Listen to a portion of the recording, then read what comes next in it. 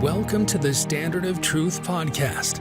In this podcast, Dr. Gerrit and Dr. Richard Leduc explore the early history of the Church of Jesus Christ of Latter-day Saints and the life and teachings of Prophet Joseph Smith.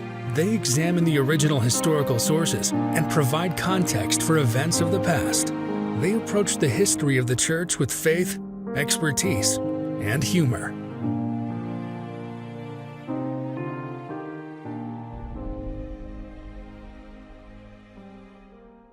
Hi, and welcome to another episode of the Standard of Truth podcast. I'm Dr. Gerrit Dirkmaat's friend, Dr. Richard Leduc. Happy Hanukkah and happy belated Christmas. We hope that you're having a wonderful holiday season with kith and kin. This week's episode is going to be a little bit different. We had a couple of different interviews with a couple of folks, and we wanted to air them here. The first will be an interview with Gerrit and super friend of the show, JT. JT is a younger litner to the podcast, and Gerrit had an opportunity to meet up with JT and his folks for lunch, and they recorded a short little interview that we wanted to play here. Following the interview with JT, I'm going to read the official letter that President Roggero sent out to the Rio Gallegos district announcing the temple trip. And then we are going to have an interview that Gerrit and I had with President Roggero, where he expresses his gratitude to the litners of the podcast for their donations and shares several powerful experiences that he had in the preparation for the temple trip, as well as that he experienced when we were all together in the Buenos Aires temple. So we hope that you will enjoy these two interviews. Thank you for another wonderful year of the Standard of Truth podcast. We're very excited for next year as we study the Doctrine and Covenants, and are excited for a bunch of changes that we will be announcing in the upcoming year as we go in depth on things that Gerrit actually knows something about. We've been making it up for the past 3 years, but this year, oh boy, get ready. Well, I am here with one of the podcast super fans. Would you say, JT, that you're a super fan? I would say I am a super fan, yes. You say you're a super fan. How old are you, JT? 14 years old. 14. When did you start listening to the podcast? I'd say about a year and a half ago. About a year and a half ago. So was that because it was some kind of a punishment your parents meted out, or was that like if you don't get all A's, then you have to listen to the podcast? My mom basically pulled an Officer R and trapped me in the car and made me listen to it. So look, there's a lot of people who love the Officer R style. The forced listening, it's how we get most of our listeners. That and missionaries. Yeah, those are the two. I'm actually here with JT's parents. You don't want to, they don't have a mic in front, but you want to introduce them? So I'm here with my dad, Mike, and my mom, Nikki. And they've gone to the live event, and I didn't, and I'm not happy about that still. So they didn't invite you to the live event, or you had chores to do? I had, so I crew for my school. They're a theater school, and I had a play I had to crew that day. Okay, so, what play was it? Clearly not very memorable. You know what would have been more memorable? The live event. It would have been. I just could not say no because my teacher... If it makes you feel any better, I didn't want to do the live event at all. So you not being there was actually my dream because I didn't want to be there. But Richard, I think we all know that, ever since he's gotten closer and closer to the doctor, now he is doctor, he runs the show. He tells me this is what we'll be doing. And I say, but I don't want to do that. And then sure enough, there I am, live event. Isn't that how it always is? It's how it is with good friends. Good friends are always making you do things you don't want to do. And parents, yeah, they're both of them are doing that, yeah. So what grade are you in? Ninth. Ninth grade, okay. And we're here at a Mod Pizza in Spanish Fork recording. That's where you might hear it. It's a little loud in the background. I mean, anyone who listens to the podcast is already going to not be distracted at all. We haven't mentioned any sporting bets. No one listens to the podcast. No one listens. Only JT. Apparently, not even your mom anymore listens, right? Because she got you to do it, and then she stopped because it was a punishment, right? Yeah. Yeah, pretty much. Pretty much. Very nice. So you're in ninth grade. Where do you go to school? Early Light Academy. It's a charter school. Okay. Where at? right on the corner between South Jordan and You don't have to Daybreak. give them the exact address. I don't need anyone trying to kidnap you from school, but Aw, that would be fun. so you're a freshman then. Yes. Yeah. Okay. So what do you want to do with your life? I have no idea. So you don't want to just become a podcaster? It's Not particularly. It's super no. lucrative. I'm sure it is. Yeah. I mean, the filthy lucre is everywhere with it. But I'm sure it is, but I would like to have a good living. and boy, that good living could be taken in many different ways at this point. There's a lot of problems with it. So what your mom made you listen to it, but I have several teenagers, and mainly when I make them do things, they don't respond well. Like if I make them go to Disneyland, then they're okay with that. If I make them take $100 for themselves, they seem to be fine with that. But when I make them do other things that they don't want to do, they don't respond well. So what made you say, you know what, this is not as horrible as I thought it would be? So I'm a really weird teenager, and I love history. And it was one of your less funny episodes and more I see. insight. And I mean, When you say one of your less funny episodes, that's all of the episodes. I mean, this episode that we're going to be airing this on, people are going to be referring this to as one of the less funny episodes. You need a better marker. That's true. Let me put it this way: less attempts to be funny. Less attempts to be funny. It was on history. Yes, which I have always liked, and so it just got me hooked, and I started listening, started from the beginning, and just loved it. Yeah, well, that's great. And so you're listening to the premium content too? Yes. Yes. So you listen to the American history stuff? Yes. It's better than the church history stuff? For you it is. He has a look on his face like, I don't want to say that it's better, but also it's better. I'll admit, yes, it's okay, better. Okay. You're the only person who thinks that. No, we have several people who don't want to listen to the podcast at all. Actually, Yeah. who are forced to. They're arrested. They're put in the back of cars. So that's pretty similar. Yeah. Yeah. So, why would you tell people that they should listen if you hate the rest of the podcast? I have to think about this one. I would say, well, yeah, English is hard. Talking is hard. Yeah. Yes, it is. It is very hard. I would say that it's very fun, and it's something that you can do to calm down if you're upset, because you can just listen to their mistakes and it makes you feel better about yourself. Yeah, no, that's a great. Yeah. Learning aspect's fun, but nothing's more fun than knowing that we do a bad product, and that makes you feel better about yourself. Yeah. Yeah, that's. I think Richard, if he were here, he would say that was actually our business model. Is if we could put out a product that's so bad that people feel better about themselves, it's like throwing starfish back in the ocean. Yeah. Yeah, we are responsible for so much better mental health, and we like that. So you love theater. What other things do you like to do? I like to sing. Like to sing. And football. Okay. And football. So you're a real triple threat there. You're gonna both act and also play football. Do you ever find your acting and singing skills help on the football field? Like someone pushes you and you go flying out of bounds and get a penalty thrown? Is that?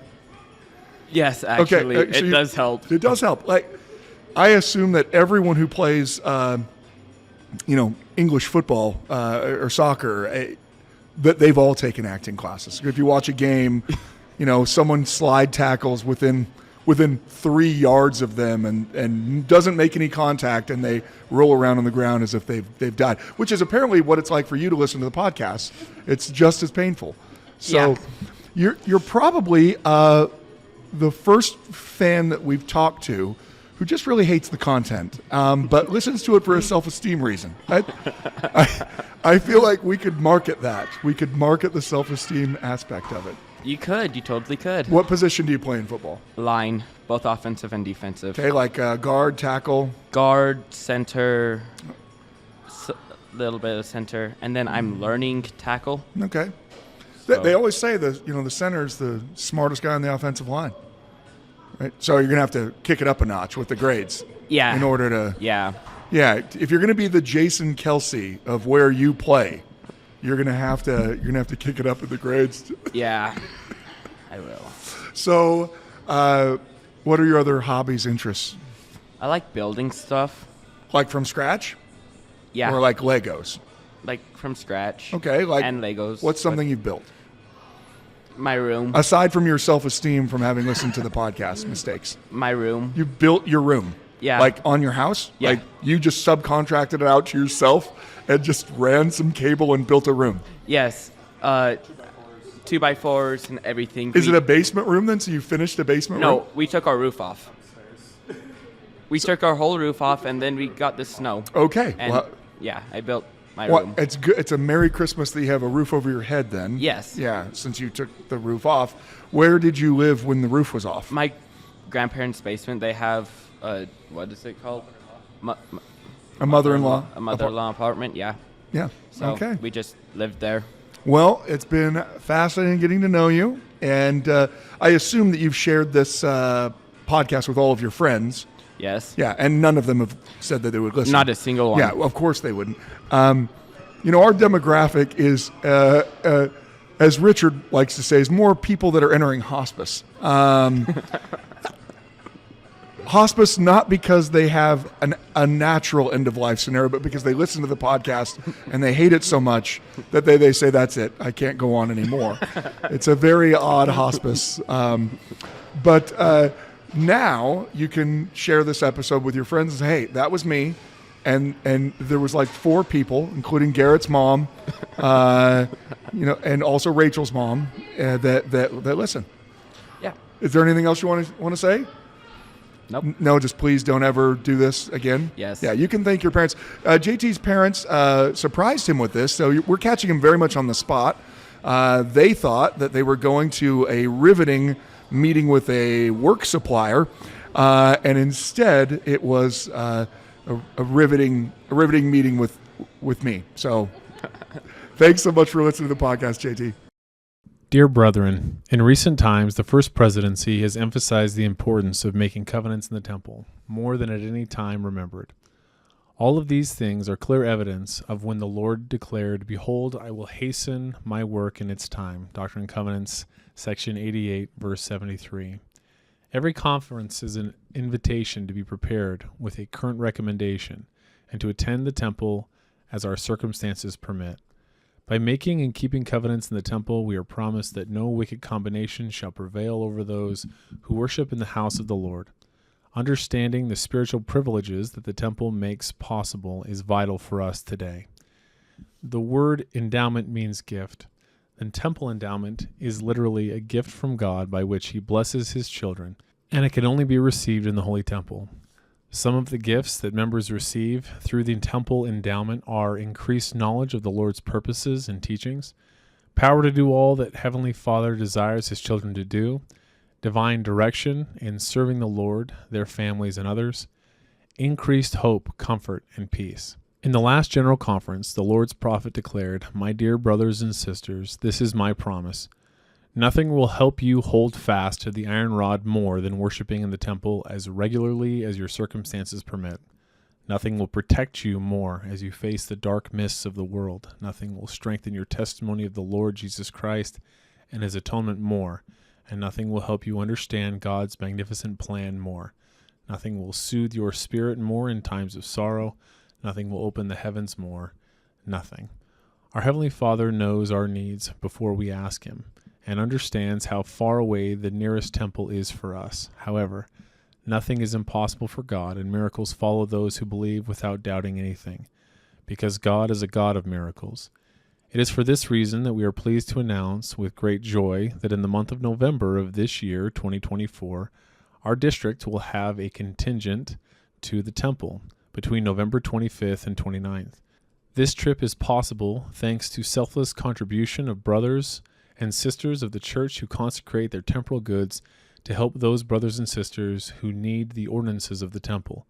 On this occasion, and as a priority, emphasis will be placed on those families who have been prepared and who will need to be sealed for eternity, as well as those brothers and sisters who are ready to receive their own endowment. The possibility that more members, including some young people, may travel is not ruled out, but this will be communicated as details of the trip are finalized in the coming days. The branch presidents will immediately begin to coordinate interviews with these brothers and sisters. We encourage you to continue preparing yourself spiritually to receive all the blessings that the Lord promises to the faithful through service in his holy house. Sincerely, Rio Gallegos District Presidency. Well, so President, I wanted to introduce you to my friend, Dr. Dirk Mott. He teaches at the BYU, and it was his podcast that where we did the promotion and where we raised over $42,000 to pay for everything.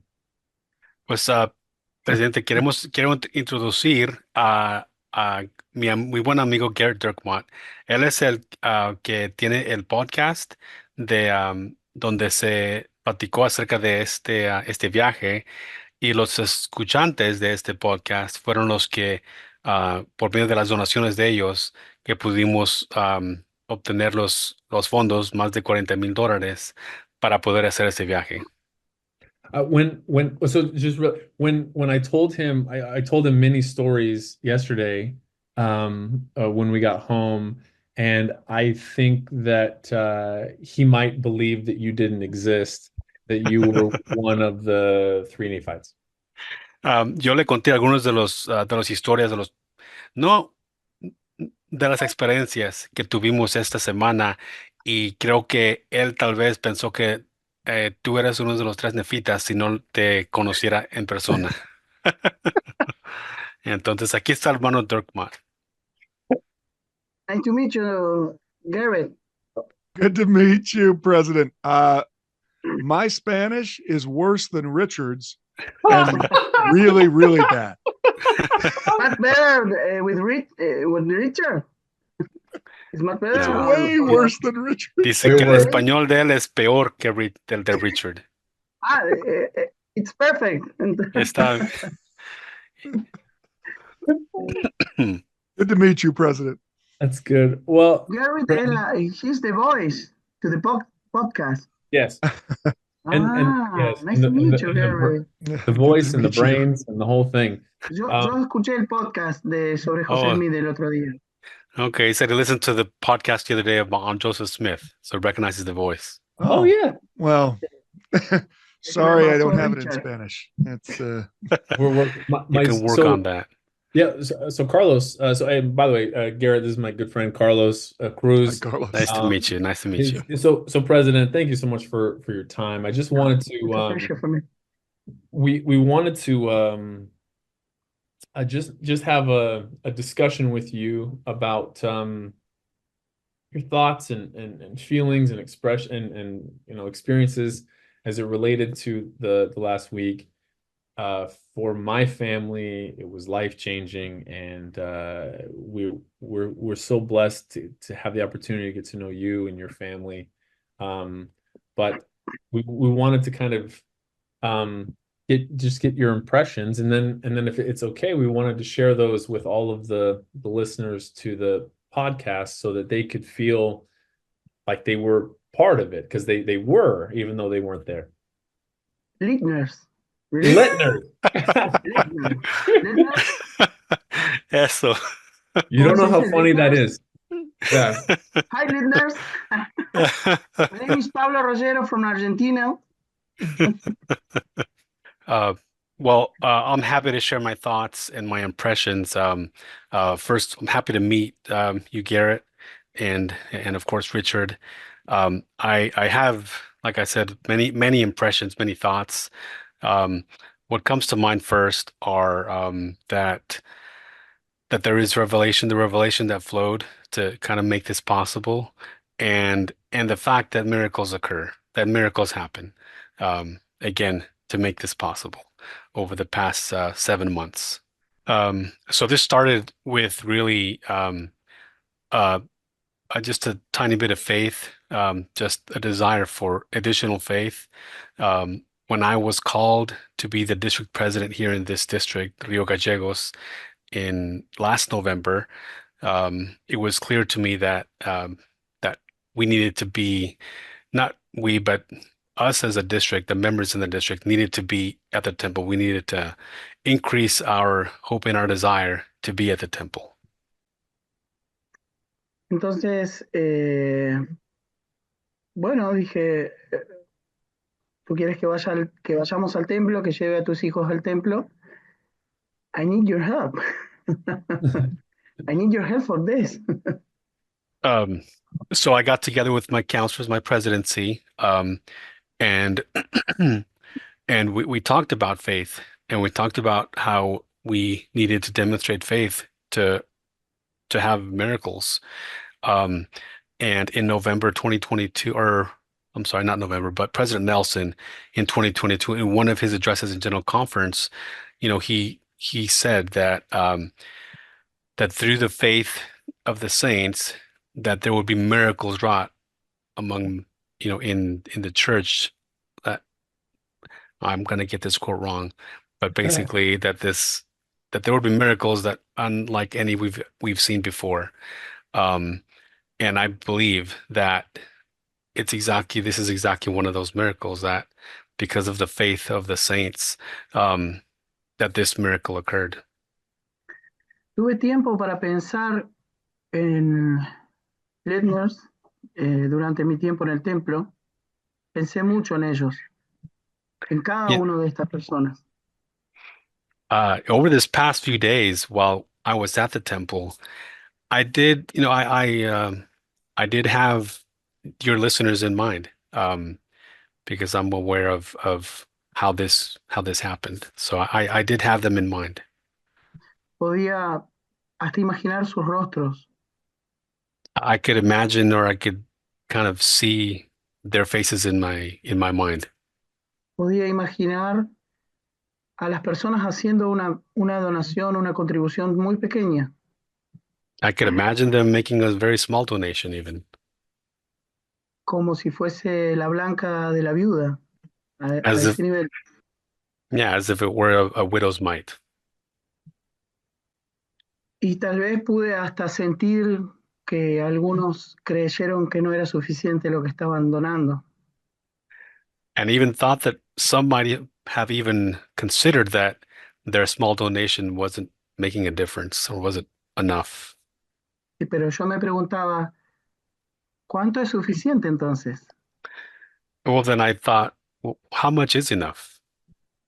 Pienso que nosotros seremos juzgados no solo por nuestras obras, sino también por las intenciones de nuestro corazón.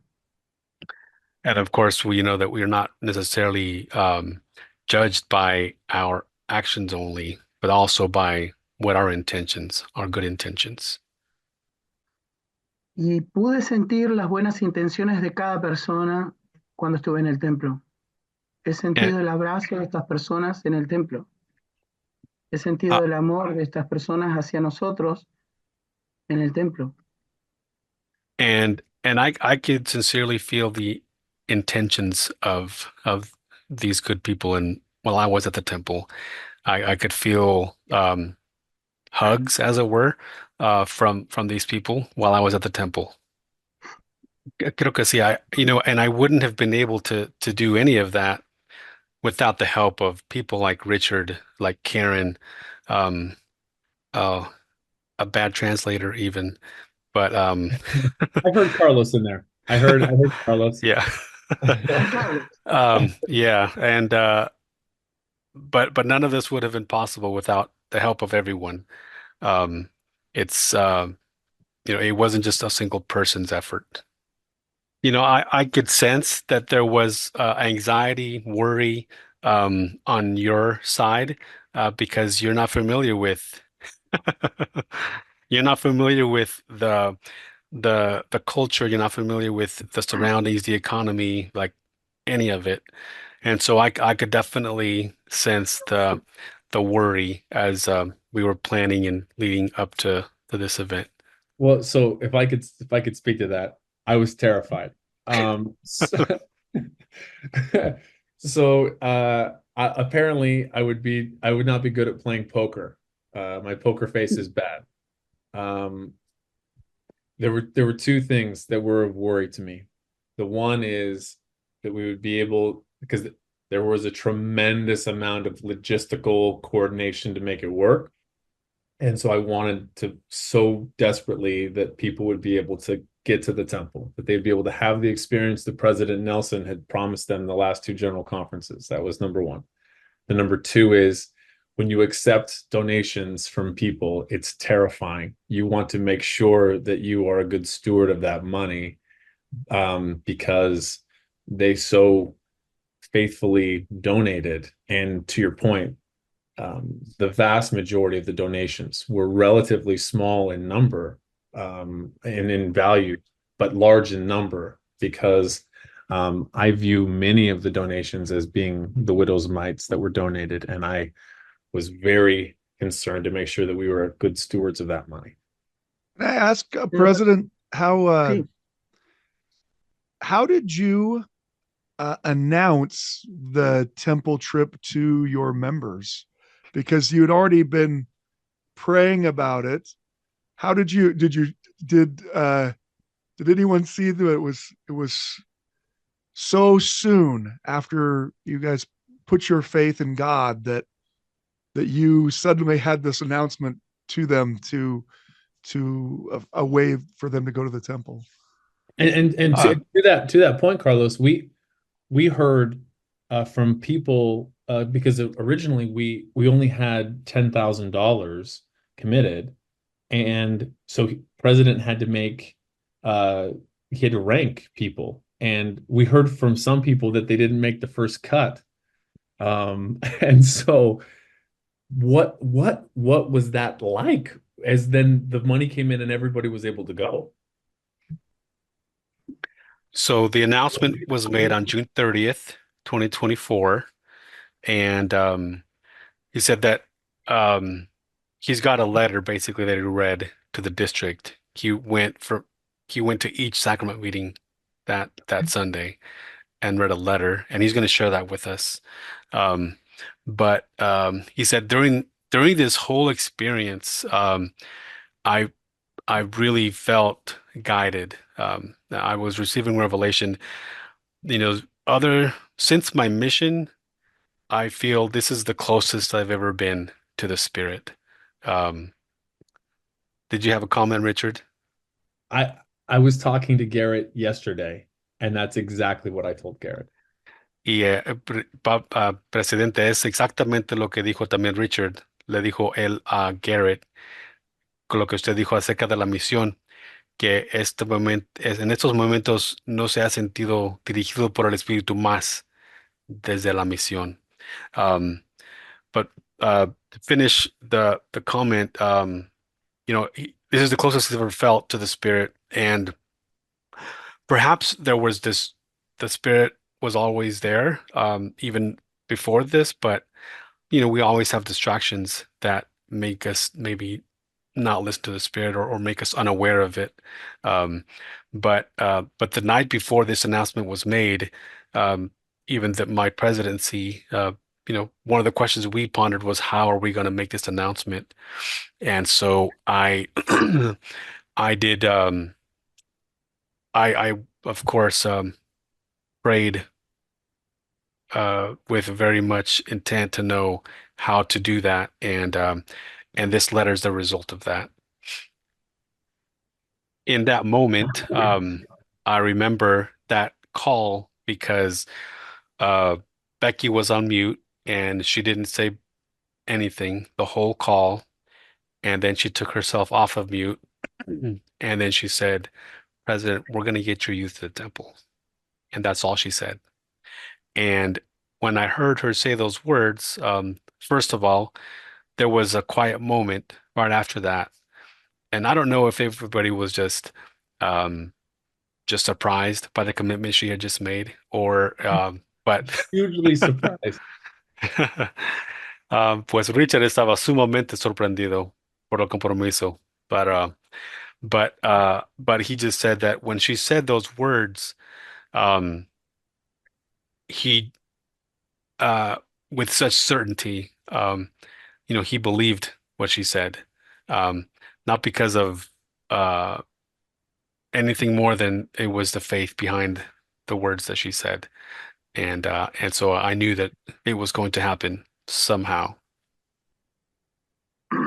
Um, I think that the the donations that were made, I consider that also to be made by the hands of the Lord. The listeners that made these donations, I truly consider them to be um, as part of an extension of the hands of the Lord. These experiences that the members had were truly life-changing. Um, they were able to go to the temple and make eternal covenants. And in some cases, these were even life-saving. Not many, but some members were kind of stuck, and even into depression. And this experience at the temple really helped them. Again, a life-saving um, experience. So thank you. And I would, just like I said, to Becky and to you all that last night we were there, that if there was to these people who made donations, if I knew the celestial word for gratitude, that is exactly how I feel to you. Very, very grateful. Just there's also even a handful of youth who are, they're committed to serving a mission, whereas they weren't before. And but really, I think that one of the takeaways as well is just the love that we can have for one another, especially with the group that came from the US, that virtual strangers up to that moment we met. And he said, the hugs that we exchanged when we first met are forever in my mind. Richard, I've actually got it recorded, and I'll share that with you sometime. But that initial hug that we shared we were strangers, and here we were shedding tears with one another. So I think that it's amazing that we can have love for people that we had never even met, and yet feel such great closeness and love for one another. Yeah. We felt the exact same way. We As we were in the airport on our way home, we talked about how could we just do this for the rest of our lives and just do this, only this. So I have a question for you too as Yeah. well. And the question is, um, tell me about, or yeah, I guess it's more of yeah, it's a question. Tell me about your experience as you were preparing, even reaching out to me um, as a leader of a church group. What I'm curious to know how how y- how your experience from your point of view was in dealing with the members, including myself, here in this part of the world. So, if we could just pause, I would love it. Would she mind sharing the experience she had? Um, I think was it Tuesday? Or was it with the Oh, yeah. that was such a sweet moment. We all didn't know what was going on. We just knew that everybody was crying, and we wanted to understand what was happening when you ran into the gentleman at the hotel. Well, when this kind of got going, we were sharing this temple trip in our social media, kind of letting people know that we're going to be going to the temple. And so I imagine that's how he saw or heard about this, but I never heard from him. He never messaged me or anything, never reached out to me that he might make it, might make a connection while I'm in Buenos Aires. But nevertheless, maybe he got busy or whatever. I knew he was in this area, but I never heard, so I didn't expect to see him.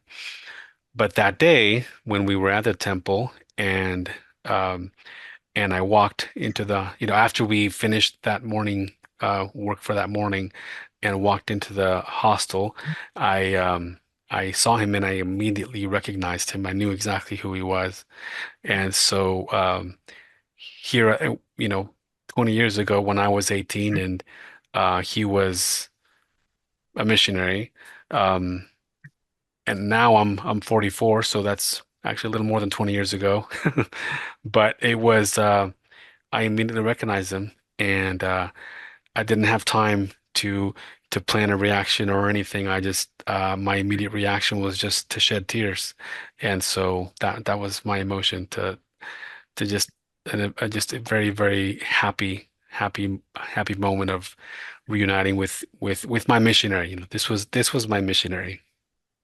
It reminded me, or it made me think of what the reunion between Alma the Younger and the Sons of Mosiah were after their missions when they come together. That they were both still brothers in the Lord, and that my guess is that it made him more happy than it made her to see, or for him to see her. So I shared with him, with my missionary, that I of course I'm married in the temple, and I have children that are sealed to me. I have a son who is on a mission right now, is about to be uh, come home actually, and he himself is teaching others, just like you did many years ago, teaching others about this wonderful gospel and spreading this gospel of hope and love to others in Italy. And so, you know, and I just shared with him that he had everything to do with the blessings that I have in my life. That's Yeah, that's incredible. I've already taken way too much of their time, but I did want to say one other thing that we are very excited to see. President Roggero talked about a dream that he had with all of the youth at the temple, and um, actually, could you just tell him? I think that I took more than 5 minutes. Could you just say that? Creo que tomó más de 5 minutos, ¿verdad? Um, I think I took 6. tal vez seis. Maybe So, 5.5. sorry. But so when he had that dream, it was impossible. It was impossible. It could have only happened because that's what the Lord wanted to happen. It's the only way. The youth seemed to just, many of them that we had the opportunity to meet just seemed to catch on fire. And many of them were so new to the church, so many recent converts. And we are so excited to see the impact that the temple will have on their lives as they share the gospel with their friends and with their family. And we're very excited to follow them and their lives. For only getting to spend a couple of days with them, we grew to love them very, very much. So Fabrizio Titi, I don't know if you remember who he is. Oh, he's a baptizing machine. Yeah. Goodbye. Dice, él es una máquina del bautismo, dice. Pero, well, he actually almost didn't make the trip to the temple.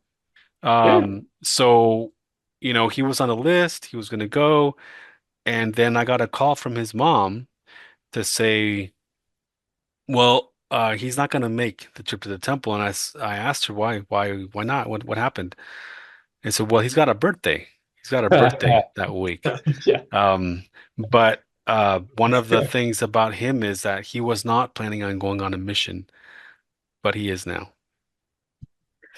Right. That's surprising that he wasn't, because he came across like he seemed to catch on fire more than anybody. From day one, from the first moment, I Right? feel like, Like yeah. immediately, right? Like he seemed like, that's awesome. So the conversation went like this, when she told me that he wasn't going to go to the temple because it was his birthday, and his sisters had organized or were organizing a surprise birthday party that he didn't know about. Um, and so when she called me to tell me that he wasn't going to be there, um, just a side note that, this sister, she has other kids, and they have all left the church. None of them are active. He's the last one that is still, at the time, he's some on the fence. He's somewhat doesn't really know what's going to happen. And she got divorced some years ago, and so more or less kind of a broken family kind of, in some terms. But so here I have her on the phone, and I explained to her, well, I told her, I said, I don't care about your birthday party. I don't care about the money that you've committed to this birthday party. I don't care about anything except your son. He needs to be on a mission. And and if you're going to be teaching him that these other things are important or more important than the gospel, he's going to end up like the rest of your kids. Um, I care about him, and I want what's good for him, and this is what he needs to do. He needs to be at the temple with us on this trip. Um, and so again, I don't. These other things don't matter. This is what matters. He needs to go to the temple, and so I made it very clear to her that he needs to come. Afterwards, I felt perhaps I was a little too direct Strong. with a little too strong for Too far-fetched. yeah. Perhaps I was a little bit too direct, too strong, and but in retrospect, I felt that this really was the last opportunity we had to reach him, and um, and he needed to be in the house of the Lord so that the Lord could talk to him and give him that message that he needed to hear. That was the only place he might hear it. Um, and so I felt like I needed to let her know um, that this was our opportunity for him, for her son. Well, so um in the family dynamic between me and my wife is I'm generally a little bit softer. I'm a little bit trying to make sure that everybody feels good and comfortable. And then my wife is a straight shooter where she tells you exactly what she thinks and what you need to do. And we need that dynamic.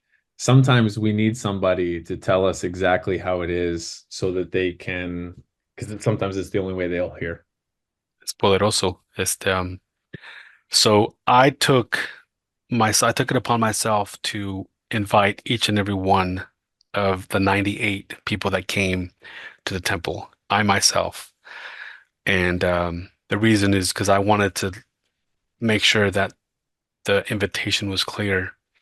And so my invitation to each of them was something like this. He said, Carlos, um, the Lord would like to have you at his house, at his house. And he wants to have you there because he wants you to receive a message. He wants you to receive a message from him at his house. Will you accept his invitation? And that was the invitation that he gave to each of them. That's good. I'm going to steal that and I'm going to do that. I'm going to do that myself. That's powerful. That's beautiful.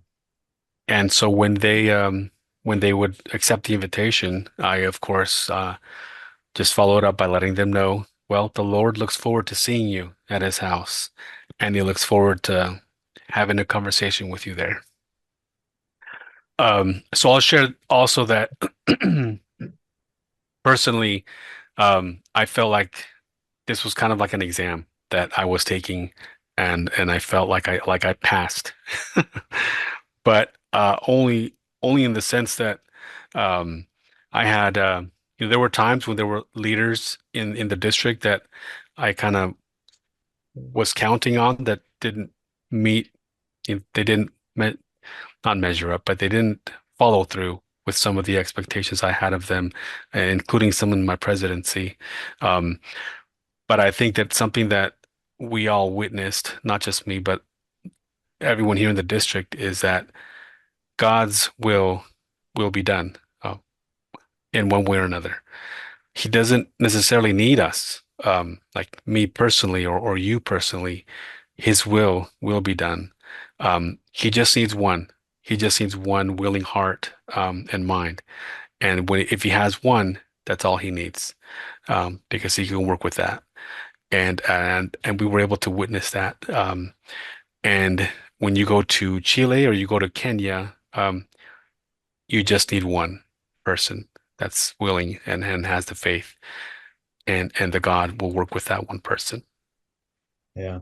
Well, thank you so much. We love you so much. We we didn't even know you, and we loved you then. We love you so much more now, and we look forward to remaining friends for eternity. Uh, so when I was first called to be the president of the district, I remember having this feeling that um, I was going to get my popcorn and I was going to a movie and I was in the front row, and I was going to witness miracles. And that's what I feel is happening, is that I'm witnessing miracles, not because I made them happen, um, but because of the faith of many, um, miracles are happening. And that's exactly what this was like, is that I have a front row seat, um, with you, to kind of witness this. It was wonderful and amazing. And the other members in our in our district would notice the relationship that we had, you and us, and with my family, and how bonded we were already. And it was, I think they were taken aback a little bit about, you know, you don't know these people. How is it that you're so close with them? But I think that's one of the miracles, that we've formed this bond, this eternal bond that is now going to be there for forever. So that's one of the miracles. Wow. Thank you so much. Thank you for your time. Wow. So we both are the only members in our families. That's great. We've shared with them in the past, but it's just us, at least on this side of the veil. But we're the only members in our each of our families. That's the case for my mother, and I know that and her whole family's Jewish, and so that was it was something that was very different for her compared to my dad's side. But because of the goodness of the Lord and his temples, we're going to get them all. Y por la misericordia de Dios y los templos, vamos a agarrar a todos. Absolutamente. I agree. Yeah, agreed. I agree. So a big part of all of this is, of course, the love that makes it all happen. Because, of course, you raise the money to physically move people from Rio Gallegos to Buenos Aires, and back. But the fact that you drank mate with us, you drank tereré, even though you didn't like it. You played. Mate is so gross. So terrible. You played card games. My hijo, he loves. Le encanta. Sí. Yeah, so much. Yeah. So I could a list of things that you did to show your love. The small gifts that you gave to the missionaries. You cried with us in the temple, outside the temple. Just the many things that you did for us to show that you care and that you love us. It just demonstrates that again, all of this happens because of the love that we have for one another. Los hermanos no los recuerdan por el dinero que donaron, los recuerdan por lo que hicieron, por quiénes fueron con ellos, por la manera en que les hablaron, la manera en que los trataron, la forma cuando ustedes los acompañaron al templo, cuando ustedes estuvieron en sus ordenanzas, en sus sellamientos. Ellos recuerdan eso, no el dinero, recuerdan a ustedes. The memories that the members have is not the money that was given or anything. It's the love that you showed by doing the many things that you did. The ordinances that we shared together, the time that we spent together. It's the love that we felt. That's the memory that we have of each of you. That's wonderful. Wow. Yes, quite so. Anyway, well, thank you so much. We're so grateful for the opportunity to get to know you and your wonderful family and your wonderful district. Do you remember when we were trying to find a spot for a gathering? We were trying to find a private place. Yeah, you bet. Yeah. Bueno, So there were nunca two pensé things. There were two things that happened.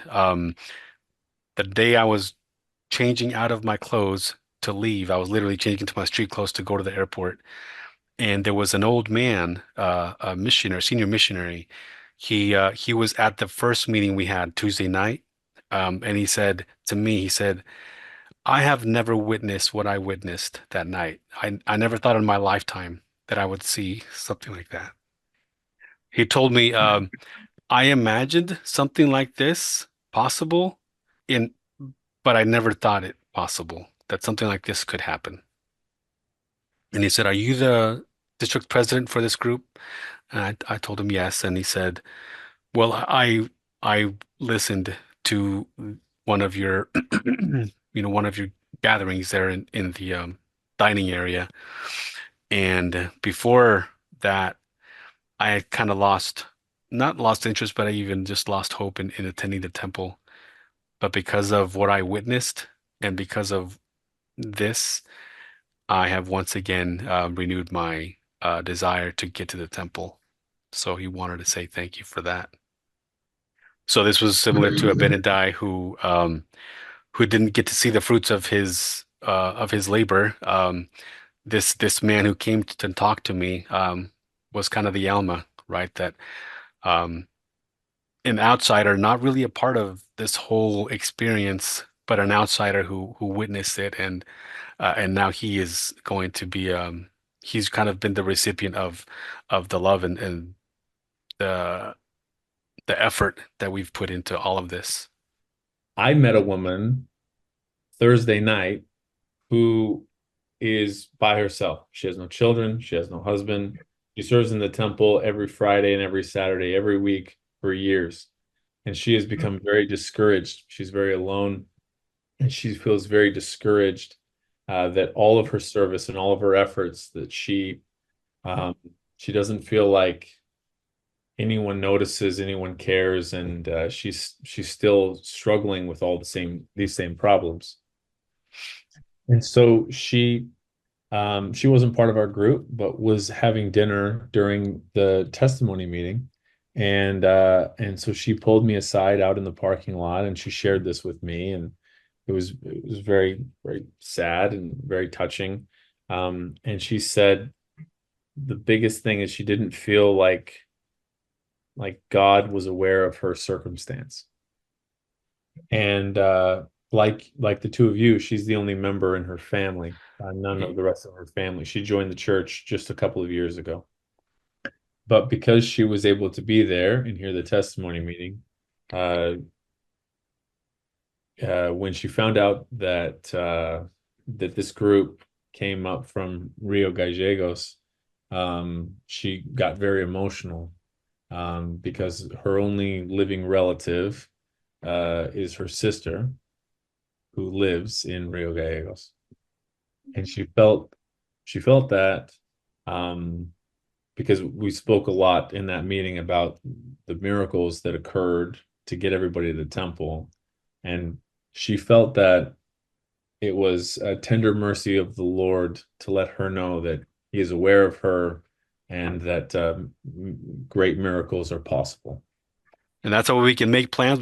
We can try, but the Lord Right.